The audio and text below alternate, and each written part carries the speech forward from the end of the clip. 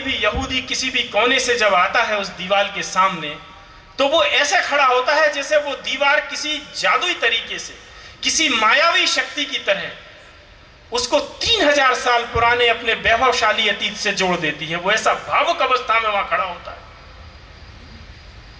एक यहूदी उस दीवार के सामने, एक क्रिश्चियन उस चर्च में जाकर और एक मुस्लिम उस मॉस्क को देखते हुए, जो उन्हीं यहूदियों के खंडहरों पर खड़ी हुई है।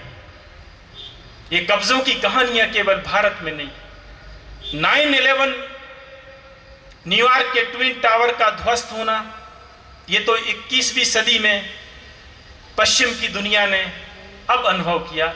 भारत के चप्पे चप्पे में 9/11 भरे हुए हैं, एक एक शहर में अनेक अनेक बार 9/11 की घटनाएं हुई हैं। सोमनाथ का मंदिर अगर टूटता है तो वो सोमनाथ का पहला 9/11 है। 1528 में अगर अयोध्या ध्वस्त होती है तो वो अयोध्या का 9/11 है। इस इस्लामी आतंक का स्वाद 1000 वर्षों से अयोध्या चख रही है, क्योंकि 1528 से भी 500 साल पहले 1033 एडी में जिस कनक महल को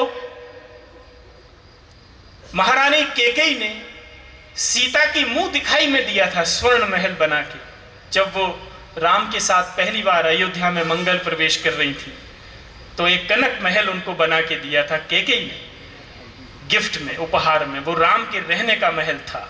उस कनक महल की जगह 11वीं सदी में 1033 एडी में सालार मसूद नाम का एक पहला आतंकी हमला होता है और वो कनक महल को पहली बार ध्वस्त करता है। तो 1528 में तो राम जन्मभूमि पर हमारी आत्मा पर आघात हुआ, लेकिन अयोध्या पर तो उससे पहले से आघात हुआ। और भारत का पूरा इतिहास ऐसे आघातों से भरा हुआ, ऐसे आघातों से भरा हुआ है भारत का इतिहास। केवल अयोध्या तो उसका चरम उदाहरण है, जहां हमारे आराध्य के जन्म स्थान पर अटैक किया गया। आप हमें मार सकते हैं, ठीक है, लेकिन आपकी यह हिम्मत है कि आप कहीं भी किसी पे भी कुछ भी कर सकते हैं। ऐसी विभीषिकाओं से अयोध्या ने गुजरी, ऐसी विभीषिकाओं से अयोध्या गुजरी। तुलसीदास ने रामचरितमानस की रचना जिस जगह बैठकर की, वो तुलसी चौरा आज भी है। वो तुलसी चौरा आज भी है जहां बैठकर रामचरितमानस की रचना गोस्वामी तुलसीदास ने शुरू की थी। और उस जगह तुलसीदास का मंदिर है। और तुलसीदास को आप वहां देखेंगे तो वो बिल्कुल अच्छी लंबी दाढ़ी में, अच्छे बढ़िया लंबे केश में वाल्मीकि जैसे दिखाई पड़ेंगे। निरंतर मानस का जाप वहां चलता है, निरंतर मानस बढ़ी जाती है। संवत 1631 कहूं कथा हरि पगधर शीशा, ये उसकी चौपाई है। संवत 1631,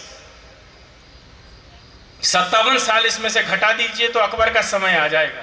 1580-82 के आसपास का समय आ जाएगा, ये अकबर का समय है। तो तुलसी एक ऐसी कविता लिखने के लिए अयोध्या में बैठे हैं भगवान राम का पुण्य स्मरण करके, जो संसार में सर्वाधिक गाई जाने वाली कविता है।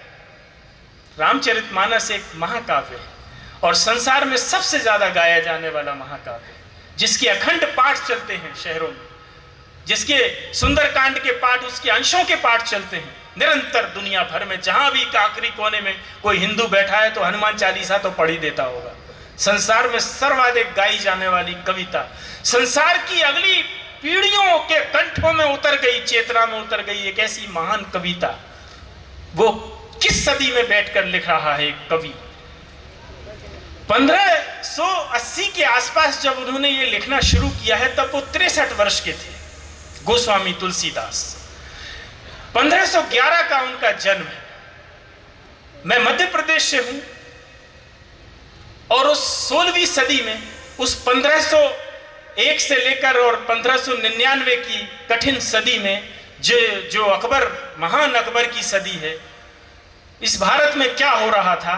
केवल मैं मध्य प्रदेश के कुछ 2-4 फ्रेम रखता हूं कि तुलसीदास के आसपास क्या ब्रेकिंग न्यूज पहुंच रही थी, क्या समाचार उन तक साधुओं के और व्यापारियों के दल जहां भी वो होते होंगे, बनारस में या अयोध्या में या बांदा में या प्रयागराज में या चित्रकूट में, वहां जो परिव्राजक साधुओं के दल भारत भर में घूमते हुए जाते थे तीर्थों में, तो क्या समाचार लेके जाते होंगे। 3-4 समाचार मैं सुनाता हूं जो तुलसीदास जी ने अपनी दीर्घ आयु में, उनकी लंबी आयु थी, 100 वर्ष से अधिक जिए हैं, उस आयु में उन्होंने क्या क्या भारत के बारे में सुना होगा, क्या क्या देख रहे होंगे वो। 1518 में तुलसीदास की आयु 7-8 वर्ष की हो, 1511 का उनका जन्म। 1518 में मित्रों, मांडू यहां से बहुत नजदीक है, मैं वहां का एक अशुभ समाचार आपको सुनाता हूं।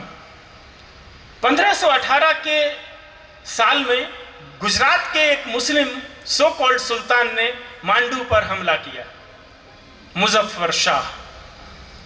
एक दिन में जो लाशें वहां उस युद्ध में गिनी गई हैं वो 18,000 हैं। कितनी? 18,000 लाशें मांडू की सड़कों पर राजपूतों की पड़ी हुई हैं, क्योंकि वो युद्ध हार गए। ये समाचार यहां से थोड़े महीनों बाद कोई चित्रकूट लेकर गया होगा, या बांदा में जहां गोस्वामी तुलसीदास अपनी 7-8 वर्ष की आयु के बच्चे के रूप में खेल रहे होंगे, तो कुछ साधु गुजरे होंगे और ये सुनाया होगा उनको। 1530 में चंदेरी, मध्य प्रदेश की एक जगह है चंदेरी, चंदेरी में बाबर का डायरेक्ट अटैक है। मध्य प्रदेश के मानचित्र पर चंदेरी एकमात्र स्थान है जहां बाबर का सीधा हमला है। 30 जनवरी 1528 तारीख, बाबरनामा में उसने खुद लिखे विवरण, किसी दूसरे के हवाले से नहीं। 5000 राजपूत वहां कत्ल किए गए थे और गाजी मियां की उपाधि उसने धारण की थी वहां। तो ये समाचार, तुलसीदास की आयु क्या होगी 1528 में, 1530 में 17-18 साल के होंगे, युवा हो रहे होंगे, किशोर आयु के होंगे, निकल रहे होंगे। 1543 में रायसेन एक जगह है भोपाल के पास में, राजा पूरनमल के खानदान का कत्लेआम शेरशाह सूरी ने जिस ढंग से किया है, वो एमपीपीएससी में आज भी क्वेश्चन आता है। शेरशाह सूरी का कलंक, रायसेन, भोपाल, 4 ऑप्शन आते हैं, आप रायसेन पे टिक करिए और डिप्टी कलेक्टर बन जाइए। पूरनमल, राजा पूरनमल के पूरे वंश के विनाश की कथा है। 1543, 1564 जबलपुर, रानी दुर्गावती, अकबर के ही भेजे गए आसफ खां के सामने कैसे उन्होंने अपना आत्म बलिदान दिया है। मित्रों, ये कहानियां जितने विस्तार में मिले उतने विस्तार में पढ़ना चाहिए, समझना चाहिए, देखना चाहिए। ये तो मध्य प्रदेश की घटनाएं हैं और उसी सदी की हैं, और तुलसीदास ने अपनी अलग अलग आयु में जहां भी होंगे ये समाचार वो सुनते रहे होंगे। तो आचार्य मिथिलेश नंदिनी शरण ने अपने गुरु से पूछा कि गोस्वामी तुलसीदास ने अपने रामचरितमानस में अवध के वैभव का विवरण क्यों नहीं लिखा। केवल आधी चौपाई में कहीं कहते हुए बस निकल गए हैं और इधर उधर कहीं भरत और कहीं शत्रुघ्न पे पहुंच गए। अयोध्या के वैभव को क्यों नहीं लिखा, यह आचार्य मिथिलेश नंदिनी शरण ने अपने गुरु से पूछा। उन गुरु का उत्तर है कि तुलसी अत्यंत गहरी पीड़ा में थे, बहुत क्षोभ में थे कि जिस अयोध्या में वो रहते हैं, मस्जिद में सोता हूं, भीख मांग कर खाता हूं, मेरे भगवान राम की जन्मभूमि पर एक स्थान प्रकट रूप में नहीं है मेरे सामने, मैं क्या उसके वैभव का वर्णन करूं, कर ही नहीं सकता। ऐसी पीड़ा में वो महाकवि दुनिया का एक ऐसा महाकाव्य लिख रहा है जिसको संसार में सबसे ज्यादा गाया जाने वाला है। तो भारत के हिस्से में आई ऐसी 7-8 रक्त रंजित सदियों में से एक सदी जो तुलसीदास की सदी है, जो अयोध्या की सदी है, अयोध्या के अमावस की सदी है, जहां से अयोध्या की अमावस शुरू होती है 1528 के बाद। वहां एक कवि बैठकर अगर कोई कविता लिख रहा है, इतनी पीड़ा, इतनी वेदना, इतने अपमान और इतने दमन के बीच में बैठकर अगर कोई प्रतिभा एक बैठी हुई है अयोध्या में प्रभु श्री राम के चरणों में, और अगर वो कोई कविता कर रही है, तो उस कविता की ये नियति तो होनी ही चाहिए कि वो संसार में सबसे ज्यादा गाई जाए। ऐसी प्रसव के बीच में से वो निकल रही, जब भारत ऐसी पीड़ा में पड़ा हुआ, भारत के लोग, तो भारत के पीड़ित समाज की आवाज है रामचरितमानस। राम तो उसमें एक निमित्त है, राम तो उसमें एक निमित्त है।